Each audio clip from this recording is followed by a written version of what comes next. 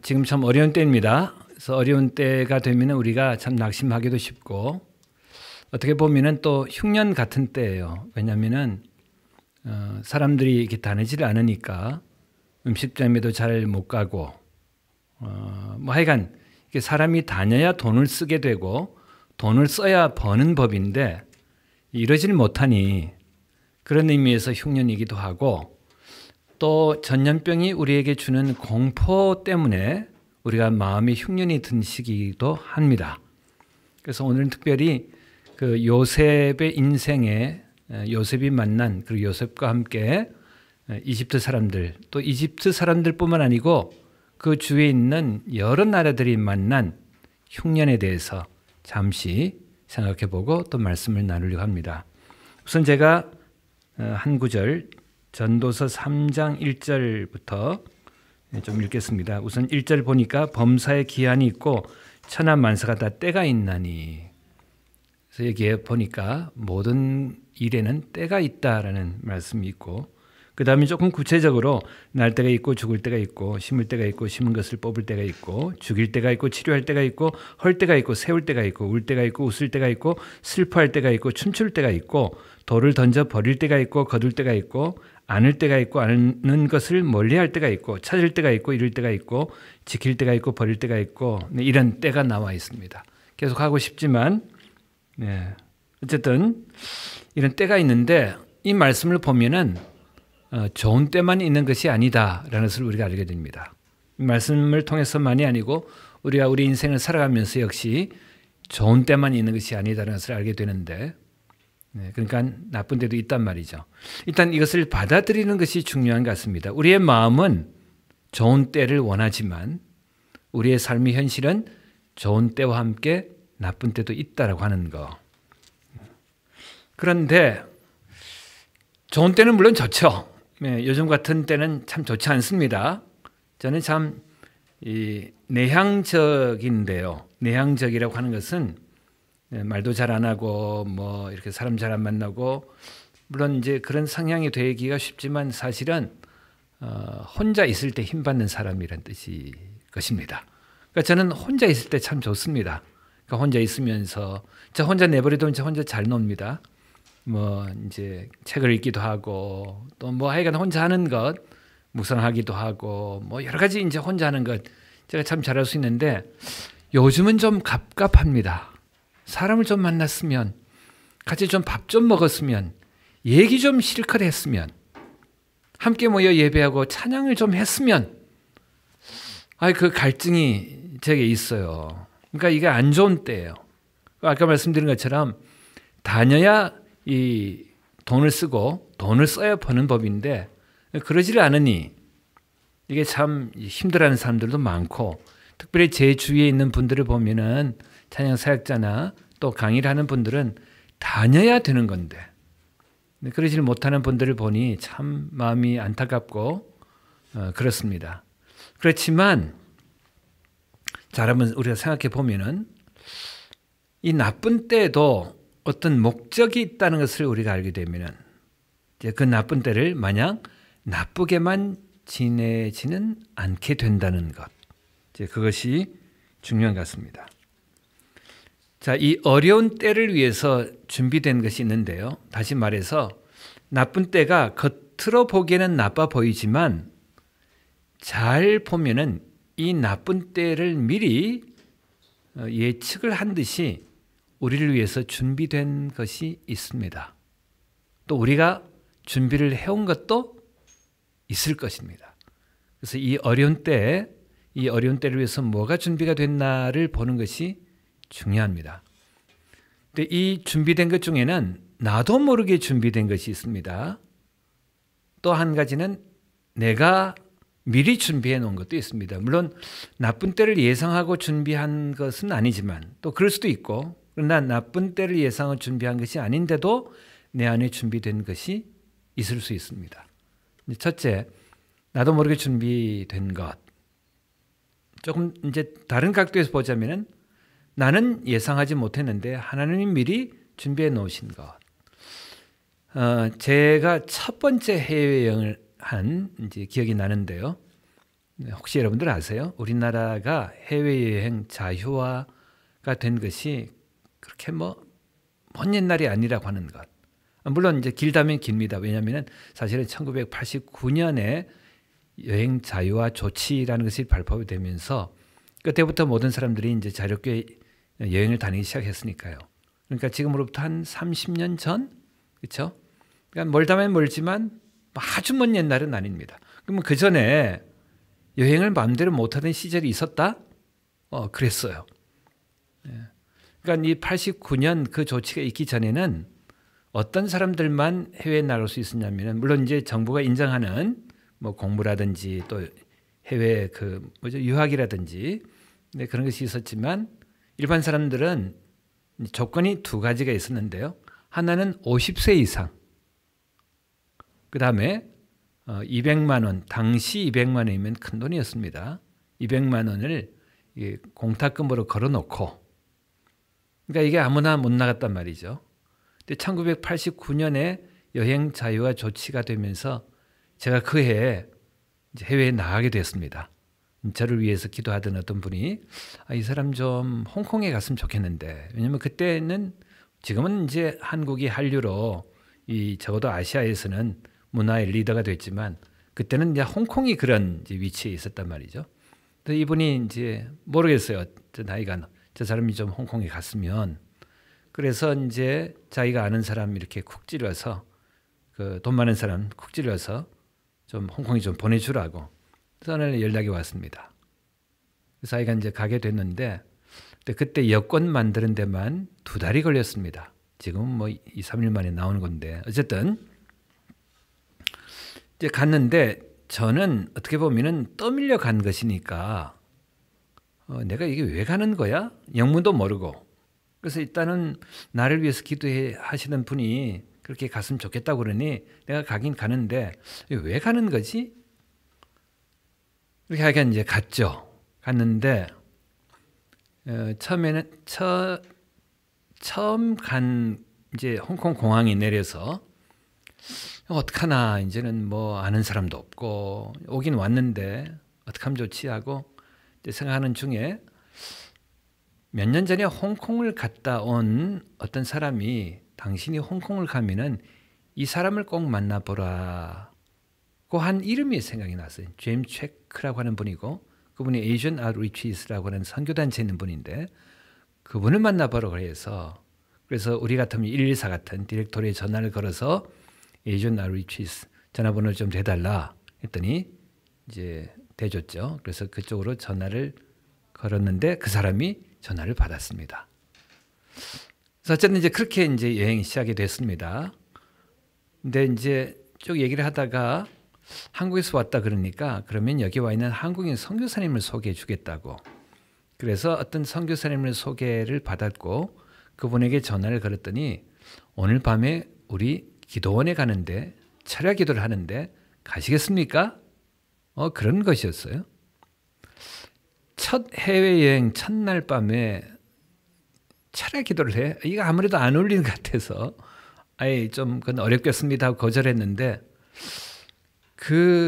이 말씀이 반향에 그 말이 제 마음이 이렇게 반향을 일으켜서 나중에 이제 다시 전화를 해서 가겠다고 하고 그 첫날 밤을 어쨌든 홍콩 사람들이 기도하는 기도원에 올라가서 철야 기도를 하는 것으로 전날 밤을 보냈습니다.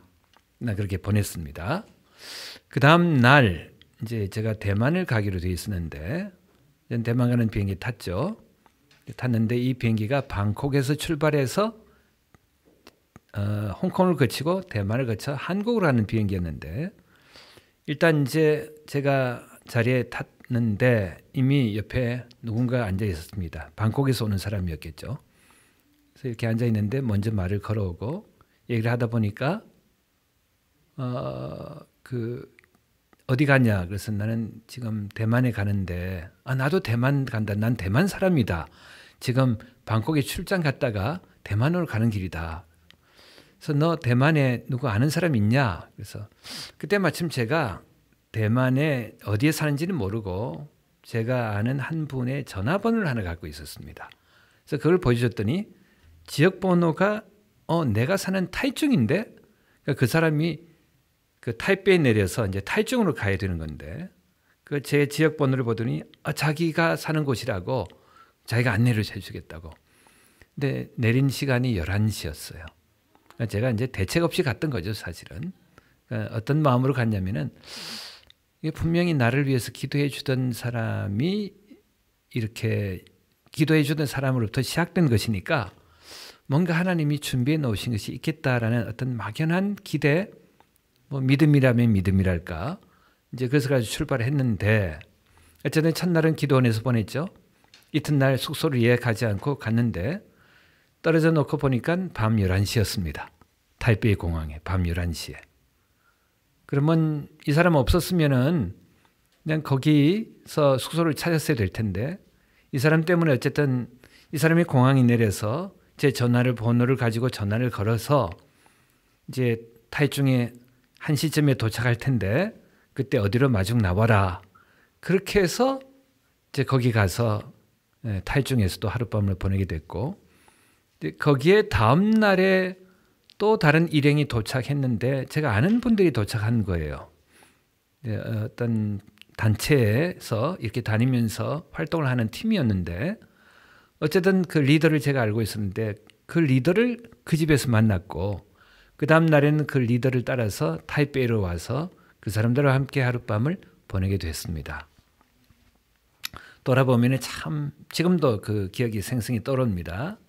내가 아무런 준비를 하고 가지 않았지만 하나님이 마치 내 길을 아시는 듯이 내 길목마다 내가 잘 곳 만나야 되는 사람, 또 어떻게 보면 우연한 일치로 그 다음 단계 이렇게 준비가 되어서 어쨌든 그 한 주간의 여행을 홍콩을 거치고 대만을 거치고 일본을 거쳐서 돌아올 수 있었습니다. 월요일 떠나서 토요일에 돌아왔죠. 이렇게 우리가 의도하지 않았는데 하나님께서 준비를 해서 우리의 한 걸음 한 걸음을 옮겨 놓도록 인도해 주시는 그런 경우도 있습니다. 그런데 미리 준비하는 경우, 특별히 이 요셉을 보면은 요셉이 꿈을 꾸고 요셉이 바로의 그 꾼 꿈을 이제 해석을 하면서 7년 풍년과 7년 흉년을 예상을 했죠. 그리고 요셉의 그 해석대로 7년 풍년이 일어났을 때 요셉은 그 7년간을 흥청망청 쓰지 않았습니다. 그 7년 동안 열심히 곡식을 모아서 창고를 많이 짓고 거기에 곡식을 비축을 하고 그래서 다음에 다가올 흉년을 준비했던 거죠. 우리가 얻을 수 있는 교훈이 이것입니다. 우리가 잘 나갈 때는 이 잘 나가는 것이 마냥 잘 될 거라고 생각합니다. 사실 우리 1990년대 우리 찬양 사역자들은 정말 잘 나갔습니다.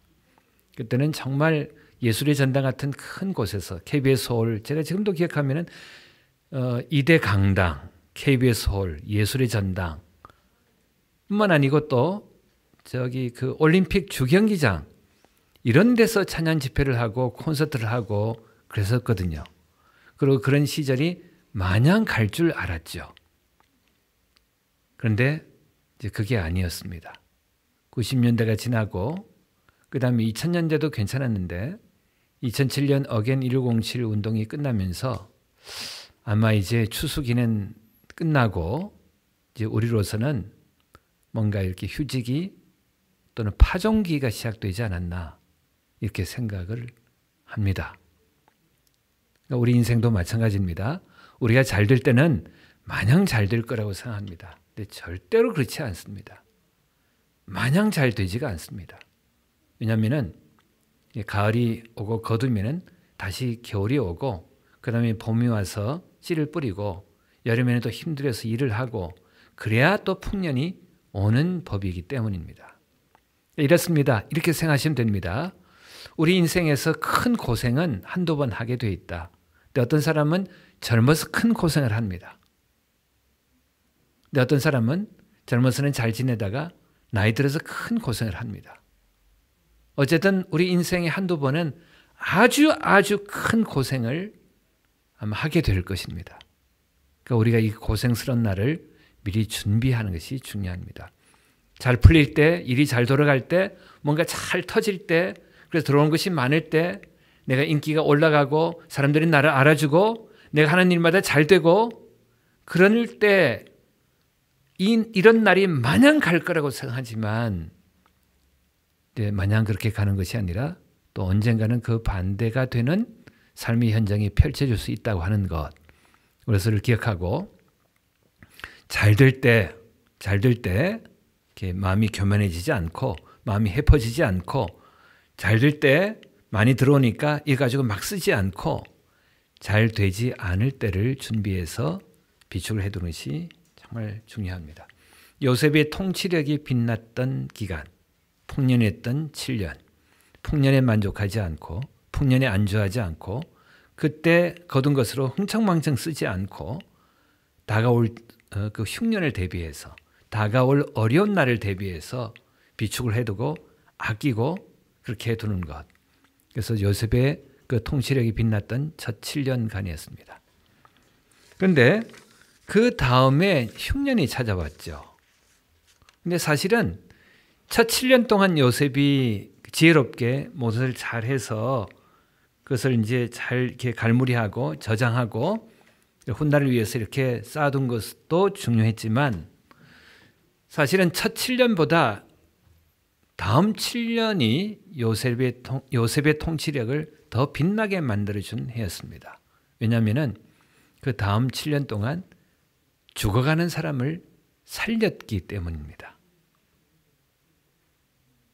그러니까 첫 7년도 훌륭했지만 요셉의 통치력이 더 빛났던, 가장 빛났던 그런 때가 언제냐면은 흉년이 들었을 때 비축한 것을 가지고 풀어서 굶어 죽는 사람들을 살려낸 것. 그러니까 그렇게 살리다 보니까 자국민들만 살렸을 뿐만 아니고 주위에 있는 사람들도 살리고 그리고 그 과정에 자기에게 가장 소중한 아버지와 형제들을 살릴 수 있게 된 것입니다. 그리고 다시 그분들을 만날 수 있게 됐던 거죠. 자, 지금 이제 흉년이 든 셈입니다. 어떻게 보면은 교회는, 한국 교회는 이제 이런 기간을 맞은 지가 조금 오래됐다고 할 수 있습니다. 과거에 그 찬란하고 영화로웠던 한국 교회가 힘을 얻고 빛을 발하고 열심히 복음을 전하고 사람들이 살아있고 젊은이들이 찬양 집회에 모이고 그때 여의도 주경기장에 7만 9천 몇백 석이에요. 8만 명이 모이는 거잖아요.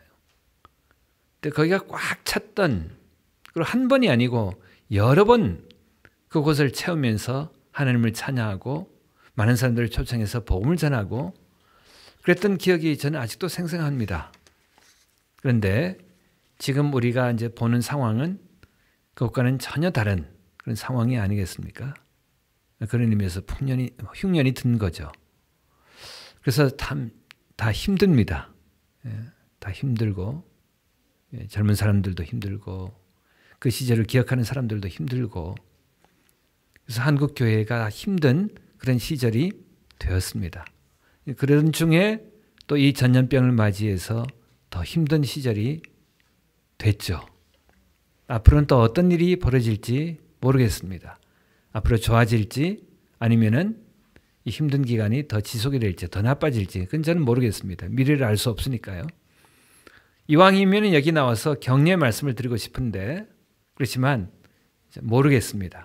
왜냐하면 제가 지금 돌아보면은 2000년대 중반이 지나가면서 후반이 되면서 어려워진 상황이 계속해서 더 어려워지고 있기 때문에 그렇습니다.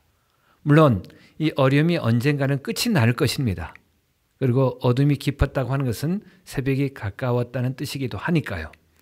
그렇지만 이 새벽이 언제쯤이나 될지 그건 모르는 일이죠. 그렇죠? 그러니까 이제 중요한 것은 이것입니다. 마냥 지금 새벽이 오기만을 기다리는 것이 아니라 이 어려운 시절을 어떻게 하면은 지혜롭게 잘 통과해 갈 수 있을까? 돌파해 갈 수 있을까? 뚫고 지나갈 수 있을까? 극복할 수 있을까? 어떤 것은 피해가고 어떤 것은 넘어가고 어떤 것은 뚫고 지나가고 그렇게 해야 될 텐데 어떻게 이 한순간 한순간을 그 모든 어려움을 뚫고 지나가면서 단지 그냥 뚫고 지나갈 뿐만 아니고 의미 있게 살아갈 수 있을까? 다시 말해서 이 흉년 기간의 의미를 우리가 어떻게 찾을 수 있을까? 이것이 우리에게 주어진 숙제일 것입니다. 그래서 마지막으로 제가 나누고 싶은 몇 가지 내용의 말씀이 있습니다. 첫째, 지금까지 조금 말씀드렸긴 하지만 지금은 어떤 때인가를 분별하는 것입니다. 누구도 지금을 풍년의 때라고 말하지는 않을 것입니다. 그렇지만 개인에 따라서 조금 다를 수는 있습니다. 무슨 의미냐면은 요즘 보니까 뭐 안 되는 사람들이 많긴 하지만 잘 되는 사람들도 많더군요. 예를 들어서 온라인 계통의 사업을 하시는 분들, 그렇죠? 때를 맞는 것처럼. 그러니까 어려운 때에도 잘 되는 사람들이 있고 또 힘들어하는 사람들이 있습니다. 그러니까 이게 무슨 말이냐면은 거꾸로 말하면은 좋은 때에도 잘 되는 사람이 있는가 하면은 안 되는 사람들도 있고 나쁜 때에도 안 되는 사람들이 있는가 하면은 잘 되는 사람들이 있다고 하는 것입니다. 그래서 지금 우리가 이 시절을 바라보면서 잘 되냐 잘 되지 않냐 이것을 우리가 생각하는 것도 중요하지만 더 중요한 것이 있는데 내가 잘 되면 왜 잘 되는 거냐? 내가 지금 안 된다면 왜 안 되는 거냐? 그럼 나에게 주어진 이 잘 되는 때의 의미는 무엇인가? 나는 지금 왜 잘 되고 있는가? 그리고 나는 왜 지금 안 되고 있는가? 내가 이 어려운 힘든 시절을 거쳐가는 의미는 뭔가? 나는 이걸 통해서 무엇을 배울 수 있을 것인가? 이것을 생각해 보는 것이 중요합니다. 힘들다고 불평하고 힘들게 만든 사람들을 원망하고 그렇게만 지내면은 결국 나는 불평과 원망 속에서 아무것도 이 시절에 대한 대책을 세우지 못한 채 그냥 으르렁대면서 분노 속에서 그렇게만 지나갈 것입니다. 결국 내 마음과 삶만 유린되는 거죠. 그렇지만 이 힘들고 어려운 시절의 의미를 깨닫고 내가 여기서 어떻게 살아야 될 것인가? 어떻게 뚫고 지나가야 될 것인가? 나는 뭘 배울 수 있을 것인가? 그것을 생각해 보는 것은 정말 중요합니다. 우리가 성숙에 대한 얘기를 많이 합니다. 이제 우리 그리스도인들이 좀 더 성숙해져야 된다. 우리 이제는 양을 보지 말고 질을 봐야 된다. 그런 얘기를 많이 합니다. 그런데 만일 여러분이 그렇게 생각하셨다면 여러분은 이 힘든 이 환난의 기간을 피할 수가 없게 될 것입니다. 왜냐하면 성숙은 고난을 통해서 대부분 찾아오기 때문입니다. 달리 말하자면 힘든 시기를 통해서 우리가 우리의 삶을 진지하게 바라보고 내가 걸어온 인생의 길을 진지하게 돌아보고 그 다음에 내가 제대로 왔는지를 진지하게 생각하고 이제 그럴 수 있는 그런 기회이기 때문이에요. 만일 잘 되기만 한다면 그래서 늘 기분 좋기만 하고 늘 흥청망청 되기만 하고 늘 넘치기만 하고 그런다면은 우리가 우리의 삶에 대해서 진지하게 우리를 검토하고 반성을 하고 우리 자신의 길을 돌아보면서 우리가 제대로 가고 있는가에 대해서는 잘 생각하지 못할 것입니다. 그래서 성숙은 고난을 통해서 찾아오고 고난을 통해서 우리가 무르익어 갑니다. 그것을 우리가 깨닫는다면은 그냥 머릿속으로 그냥 그렇지 입으로만 머릿속으로만 고난은 그렇게 되는 거야 그렇게 생각하지 말고 지금 만일 우리가 힘든 시기를 거쳐가고 고난의 시기를 거쳐간다면은 지금이야말로 성숙을 향한 걸음을 우리가 걸어가야 되는 때라고 하는 것을 우리 명심할 수 있기를 바랍니다. 두 번째, 우리가 이 시간을 통해서 이제 배워야 될 것이 있는데요. 그건 자족을 배우는 것입니다. 내게 능력 주시는 자 안에서 내가 모든 것을 할 수 있다는 말씀 기억하시죠? 빌보스에 있는 말씀입니다. 사실 이 말씀이야말로 어떻게 보면은 1980년대와 90년대 우리 사회를 이끌어가던 자문의 근거, 사회적 자문의 근거가 되는 말씀이라고 할 수 있습니다. 그때 우리 사회가 많이 외쳤던 것이 할 수 있다였어요. 하면 된다, 할 수 있다. 제가 아는 어떤 장로님이 운영하는 그 큰 어학원이 있는데 그 어학원의 모토가 I can do예요. 근데 어디서 봤겠어요? I can do everything in whom who strengthens me. 내게 능력 주시는 자에서 내가 모든 것을 할 수 있다는 그 말씀에서 온 거죠. 그렇게 해서 이제 그 사회적 자문을 외치면서 우리 사회가 힘을 얻고 일어났습니다. 근데 그 말씀 앞에 뭐가 있냐면은 내가 모든 것을 할 수 있다는 것의 전제가 되는 그 말씀이 있는데 내가 자족을 배웠다고 하는 것입니다. 가난할 때나 부유할 때나 어떤 상황에 처하든지 그것을 처할 수 있는 그 비결이 있는데 그게 자족이다. 나는 그것을 배웠다. 그렇기 때문에 내게 능력 주시는 자에서 내가 모든 일을 할 수 있다라고 하는 것입니다. 자, 우리 마음에는 이런 소원이 있다고 저는 믿습니다. 과거에 우리나라가 참 굉장했던 뭐 부족한 것이 많았지만 그러나 꿈에 가득했고 가능을 향해서 내달렸던 그런 80년대, 90년대 그 우리의 동력은 나는 할 수 있다라고 하는 것이었습니다. 그런 고백이 있었어요. 그런 믿음도 있었습니다. 그래서 우리가 가난을 뚫고 지나가고 우리에게 참 힘들고 어려운 여러 가지 형편이 있었는데 그 모습을 뚫고 지나갔습니다. 근데 지금 이제 우리가 배워야 될 것이 뭐냐면은 가난에도 처하고 부에도 처하는 것. 그 비결을 배우는 것. 우리가 사실은 7, 80년도, 8, 90년도에 비교할 수 없는 그런 부 위에 우리의 삶이 영유되고 있고 사실 지금 참 힘들다 해도 옛날 시절에 비하면 우리의 조건이 그렇게 힘든 것은 아닙니다.